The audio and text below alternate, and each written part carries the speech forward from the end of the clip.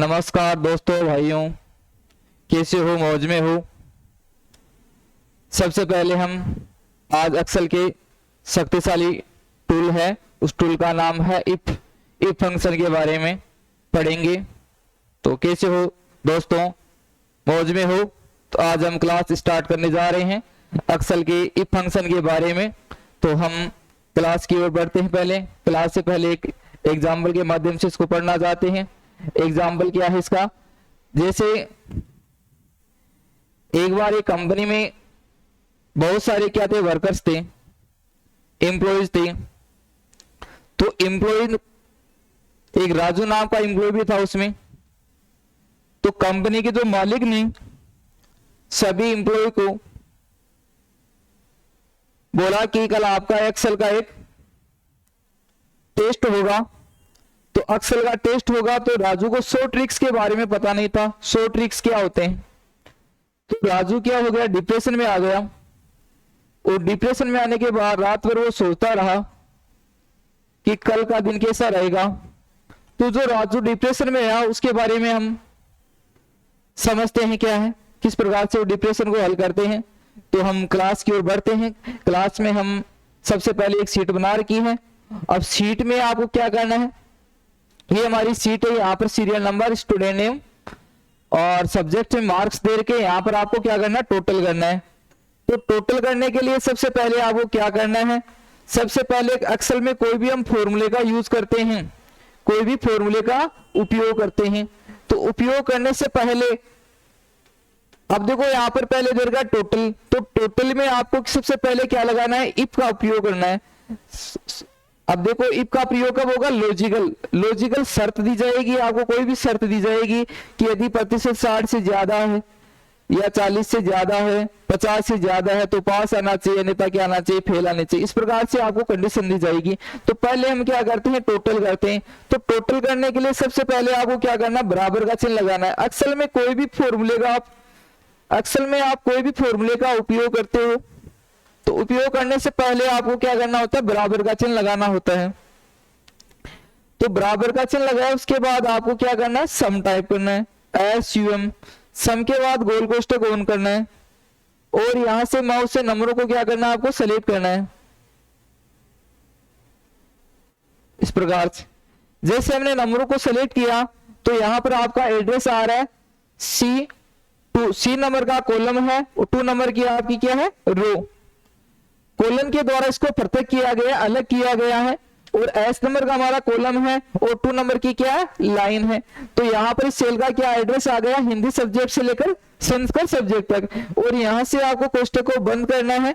अब यहाँ से कोष्ठक को बंद करने आपका जो कीबोर्ड होता है उस कीबोर्ड में बटन है, उन बटनों पे 2-2 अक्षर लिखे हैं। कुछ अक्षर नीचे की तरफ है, कुछ अक्षर ऊपर की तरफ है। तो जो अक्षर ऊपर की तरफ होगा उसको लिखने के लिए आपको क्या करना है, शिफ्ट के साथ वो बटन प्रेस करना है। जैसे मैंने यहां से शिफ्ट के साथ 0 प्रेस किया तो आपका गोल कोष्ठक क्या हो गया, बंद हो गया। अब यहां पर हम दोबारा एक सूत्र लगाते हैं। दोबारा सूत्र लगाने के लिए आपको सबसे पहले बराबर, उसके बाद क्या लिखना है, सम। क्या लिखना है आपको, सम लिखने के बाद आपको क्या करना है, गोल कोष्ठक ऑन करना है। तो यहां पर हम गोल कोष्ठक को ऑन करेंगे। गोल कोष्ठक को ऑन करेंगे, यहां से आपको नंबर को सेलेक्ट करना है। यहां से आपको माउस की सहायता से देखो, ज्यादा 2 कॉलम सिलेक्ट हो रहे हैं तो आपको माउस को छोड़ना नहीं है और लेफ्ट बटन को दबाए रखना है और सही पोजीशन में आके आपको क्या करना है, छोड़ना है। गोल कोष्ठक को आपको क्या करना है, बंद करना है और यहां से इंटर।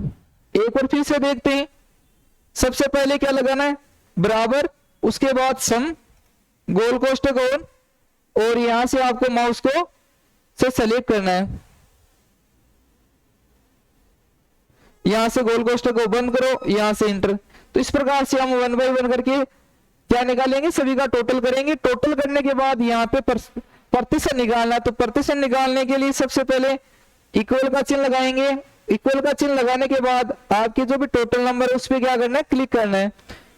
क्लिक करने पर क्या हो जाएगा, सेलेक्ट हो जाएगा।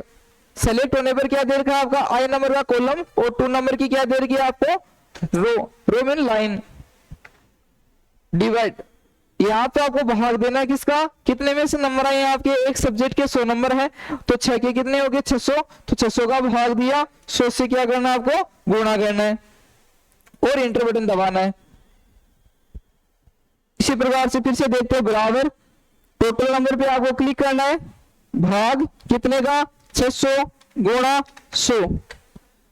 आगे इसी प्रकार सबका क्या करेंगे हम परसेंटेज निकालेंगे। परसेंटेज निकालने के बाद क्या करना है आपको रिजल्ट निकालना है। क्या निकालना है आपको रिजल्ट। अब रिजल्ट किस प्रकार से निकालते हैं, रिजल्ट निकालने के लिए आपको कंडीशन दी है कि यदि प्रतिशत, यदि आपके परसेंटेज है 36 से ज्यादा है तो इसको पहले हम प्रैक्टिकल समझते हैं। इसके लिए हम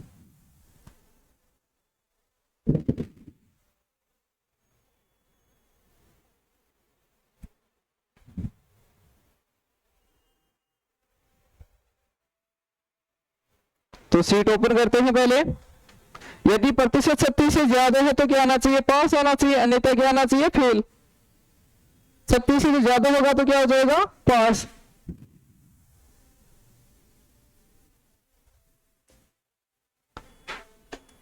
प्रतिशत 36 या 36 से ज्यादा है तो क्या आना चाहिए पास आना चाहिए।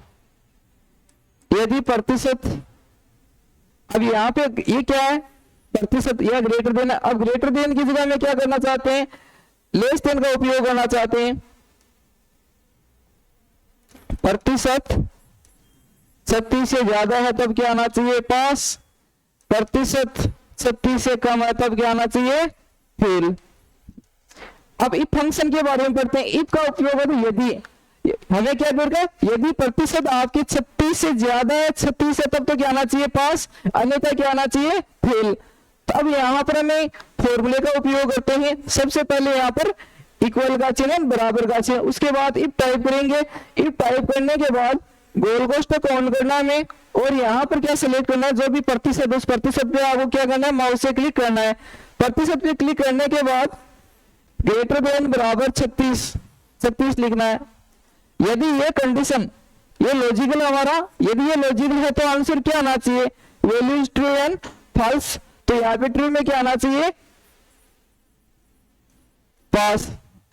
यदि ये कंडीशन है तब क्या आना चाहिए पास। यदि ये कंडीशन अप्लाई नहीं हो रही है तो क्या आना चाहिए फेल। क्या आना चाहिए फेल। तो अब इसको हम सूत्र की सहायता से पढ़ते हैं।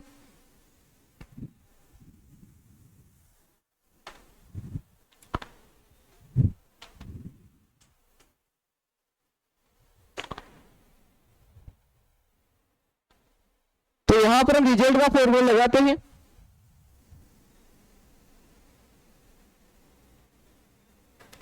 तो सबसे पहले आपको बराबर का चिन्ह टाइप करना है, उसके बाद आपको इफ का प्रयोग करना है, गोल कोष्ठक चालू। अब देखो साथ में फॉर्मूला भी आपको शो हो रहा है यहाँ पर इफ, उसके बाद लॉजिकल टेस्ट। क्या बोलेगा आपको लॉजिकल टेस्ट। लॉजिकल टेस्ट में क्या करना आपको कंडीशन क्या शर्त क्या हमारी प्रतिशत। यदि प्रतिशत 36 या 36 से ज्यादा है तो क्या आना चाहिए पास। तो दोस्तों क्या आना चाहिए पास। यदि हमारी कंडीशन लागू नहीं है तो क्या आना चाहिए फेल। कोष्ठक बंद, यहां से इंटर। तो एक बार फिर से हम इफ का फॉर्मूले का और उपयोग करते हैं। सबसे पहले आपको क्या करना है बराबर इफ, इफ के बाद में गोल कोष्ठक ऑन, गोल कोष्ठक ऑन के बाद में आपको प्रतिशत ग्रेटर देन बराबर 36। यदि आपको ऐसा कहा जाए कि यदि प्रतिशत 36 से ज्यादा है तो पास आना चाहिए और 36 से कम है तो फेल आना चाहिए। तो यदि 36 से ज्यादा है तब तो आपको क्या करना ग्रेटर देन 36 टाइप करना है। यदि ऐसा कि दिया जाए यदि प्रतिशत 36 या 36 से ज्यादा या का प्रयोग हो जाए तब क्या करना है आपको इक्वल का चिन्ह लगाना है, कोमा, यहां पर आपको कोटेशन, कोटेशन में क्या करना है आपको पास। यदि ये शर्त लागू है तब तो क्या आना चाहिए पास। यदि ये शर्त लागू नहीं है तो क्या आना चाहिए फेल आना चाहिए। तो क्या टाइप करना है आपको फेल, कोटेशन गोल कोष्ठक बंद इंटर। इसी प्रकार से हम सभी का क्या निकालेंगे रिजल्ट निकालेंगे। रिजल्ट के बाद हमें क्या मिलेगा डिवीजन। तो डिवीजन के लिए आपको एग्जाम्पल से समझते हैं डिवीजन को भी।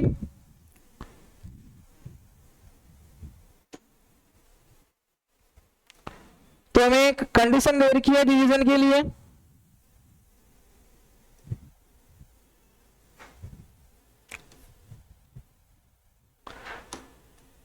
प्रतिशत 60 से ज्यादा है तो क्या आना चाहिए, फर्स्ट डिवीजन। यदि प्रतिशत 45 से ज्यादा है तो सेकेंड डिवीजन। यदि प्रतिशत 37 से ज्यादा है तो थर्ड डिवीजन। यदि ये तीनों शर्तें आपकी लागू नहीं है तो क्या आना चाहिए, फेल आना चाहिए। अब इन शर्तों के आधार पे हम क्या लगाते हैं, फॉर्मूला। फॉर्मूले के लिए सबसे पहले आपको बराबर इफ टाइप करना है, उसके बाद प्रतिशत को सिलेक्ट करना है, ग्रेटर देन का चिन्ह बराबर 60 आपको टाइप करने हैं, कोमा। क्या लिखना है आपको, कोमा। कोमा के बाद में कोटेशन, कोटेशन में आपको फर्स्ट डिवीजन। यदि ये शर्त लागू नहीं तो सेकंड कंडीशन हमारी बराबर इफ प्रतिशत ग्रेटर देन बराबर 45। तो ये हमारी कौन सी कंडीशन आएगी, सेकंड। अगर सेकंड कंडीशन भी अप्लाई नहीं हो रही है तो कोमा इफ प्रतिशत ग्रेटर देन बराबर 36। 36 में क्या आना चाहिए, थर्ड डिवीजन। और 36 से भी कम है तो क्या आना चाहिए, फेल आना चाहिए। 3 पर गोल कोष्ठक चालू किया, 3 पर क्या करेंगे, बंद करेंगे। तो अब हम इसको सूत्र की सहायता से करते हैं। तो सूत्र की सहायता से करने के लिए आपको सीट में जाते हैं। अब हमारा यहाँ पे फॉर्मूला यूज करते हैं। तो सबसे पहले आपको क्या करना, बराबर का चिन्ह टाइप करना है, उसके बाद लिखना इफ। क्या टाइप करना है आपको, इफ। इफ के बाद में गोल कोष्ठक ऑन। तो यहाँ पर हम गोल कोष्ठक को क्या करेंगे, ऑन करेंगे।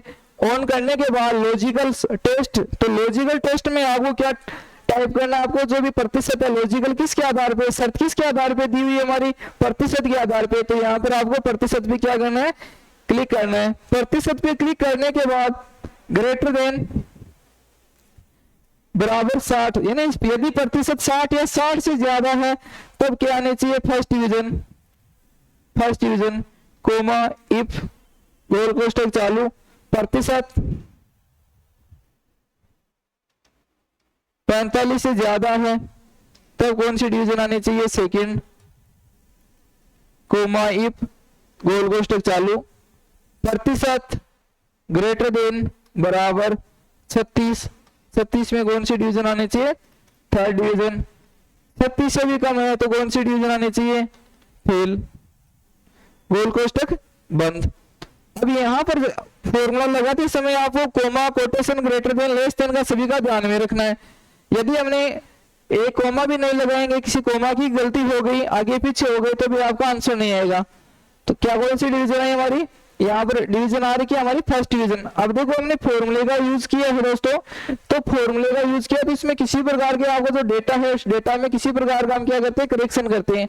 डेटा में करेक्शन क्या करते हैं, यहाँ पर नंबर किसी के कम करते हैं, 76 वाले की जगह 55 दे देते हैं और इसका यहाँ पे 12 नंबर देते हैं।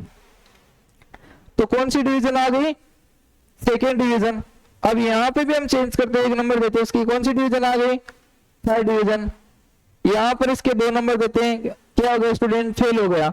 अगर हमने फॉर्मूला लगाया है तब यहाँ पर सारी शर्तें लागू हो रही। यदि हमने फॉर्मूला नहीं लगाया है तो इसमें डिवीजन में किसी प्रकार का चेंज नहीं होगा, जो आपका नाम लिखा है वो नाम शो करेगा। तो एक बार हम फिर से डिवीजन के बारे में फॉर्मूला लगाते हैं, इफ फंक्शन के बारे में पढ़ते हैं। तो यहाँ पर इफ टाइप करना, आपको गोल कोष्ठक ऑन करना है। क्या करना है आपको, गोल कोष्ठक ऑन। ऑन करने के बाद आपकी जो भी प्रतिशत है उस प्रतिशत पे आपको क्या करना है, क्लिक करना है। क्लिक करने के बाद लॉजिकल टेस्ट आ गया। लॉजिकल टेस्ट अभी टाइप करते हैं, ये हमारा लॉजिकल है। देखो लॉजिकल टेस्ट के बाद में आ रहा है वैल्यू इफ ट्रू, यानी ये कंडीशन लागू है तो क्या आना चाहिए, कंडीशन लागू है तो क्या दिखाना चाहिए हमें, फर्स्ट डिवीजन दिखाना चाहिए।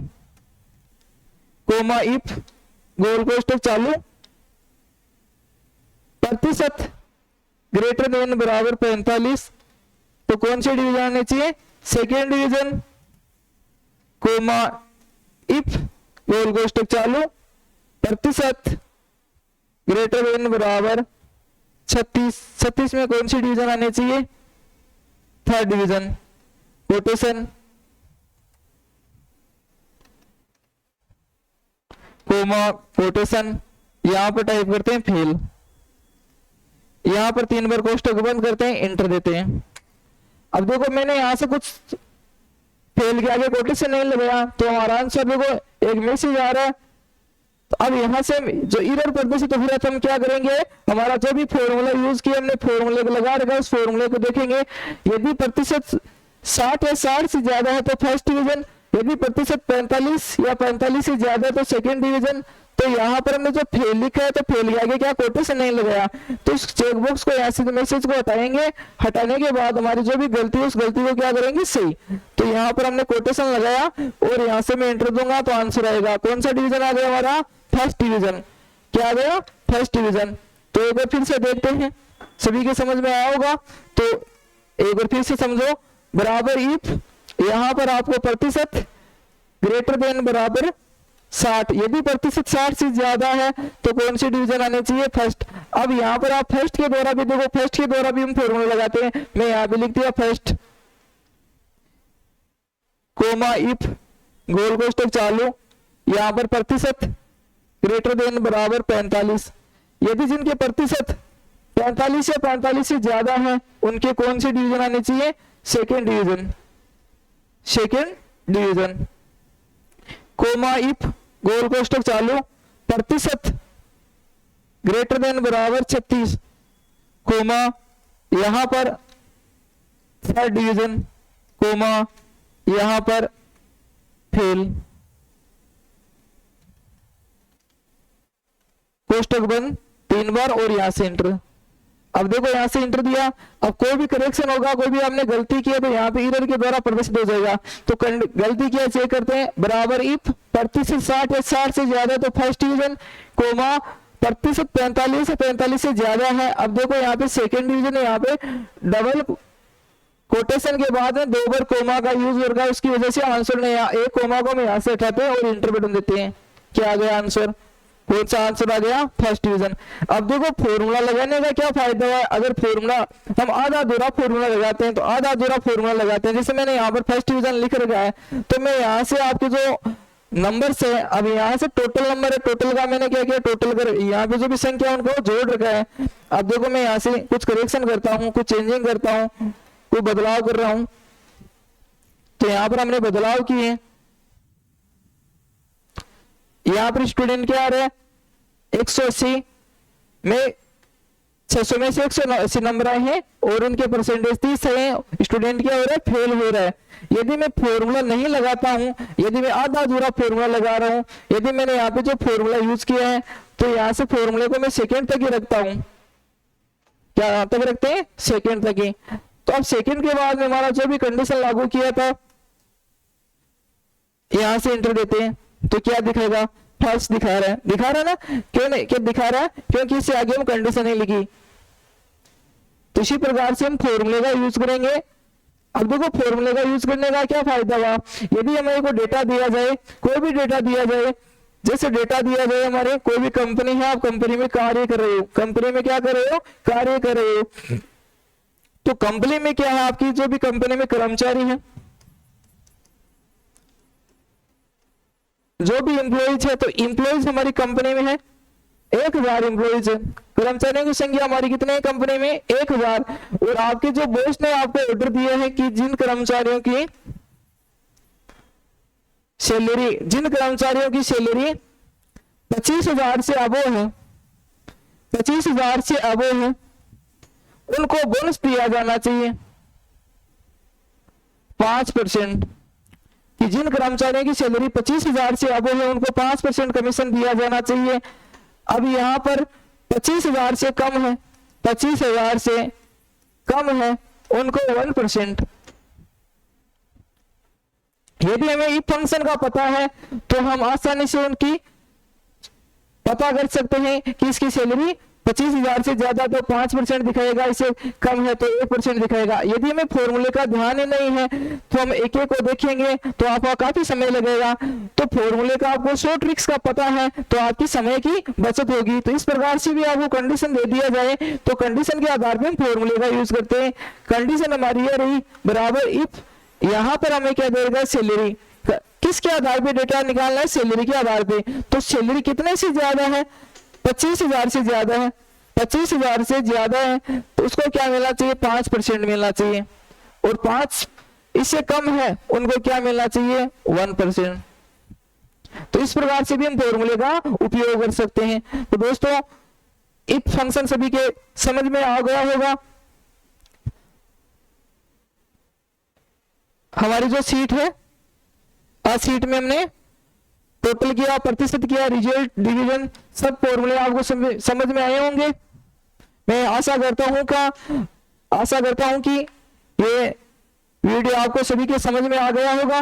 अगर वीडियो समझ में नहीं आया है तो वीडियो को एक बार शुरू से लेकर अंत तक जरूर देखिए, वीडियो को स्किप नहीं करना है। अगर आप स्किप करते हो तो वीडियो आपको समझ में नहीं आएगा तो इस फंक्शन के बारे में आप जान। अक्सर क्या होता है, प्रैक्टिकल वर्क होता है। अगर हम इसमें जितना भी प्रैक्टिकल करेंगे तभी आपको जो भी अशुद्धियां होगी, आपको जो भी गलतियां होगी तभी पता चलेगा। अगर हमने वीडियो देख लिया और हमने प्रैक्टिकल यूज नहीं किया है, कि हमें जैसे मैथ होता है तो मैथ में हम किसी भी फॉर्मूले का उपयोग करते हैं तो आपको पता रहेगा कि ये फॉर्मूला इस प्रकार से होता है। तो इसी प्रकार से एक्सेल हमारा, तो एक्सेल में हम फॉर्मूले का यूज करेंगे, यूज करने के बाद ही हमें पता रहेगा कि हमें डेटा आपको आ रहे हैं। डेटा किसी प्रकार से इफ फंक्शन के बारे में आपको पता है तो आपको किसी भी प्रकार का डेटा दिया जाए उस डेटा को आप क्या कर सकते हो, हल कर सकते हो। हल तभी कर पाओगे दोस्तों जब इसके बारे में आपको पूरा नॉलेज होगा। तो पूरा नॉलेज होने के लिए आपको क्या करना है, वीडियो को शुरू से अंत तक जरूर देखना है।